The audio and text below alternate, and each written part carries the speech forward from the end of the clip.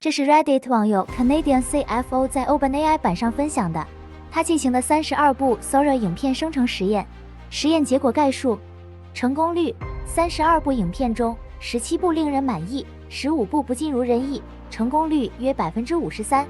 人物场景，成功率达83%，表现相当亮眼。动物场景，成功率高达100%，简直是动物界的导演。场景地点，成功率为67%，还算过得去。连续场景和图形描述，成功率皆低于35%，需要多加努力。提示词使用建议：简洁明亮，提示词长度建议控制在120字以内，避免过于冗长或复杂，让模型不至于脑袋打结。聚焦单一主题，专注于1至2个主要视觉或叙事元素。生动描述，使用有趣且富有想象力的语言，避免复杂或抽象概念。多层次或抽象的提示词成功率较低。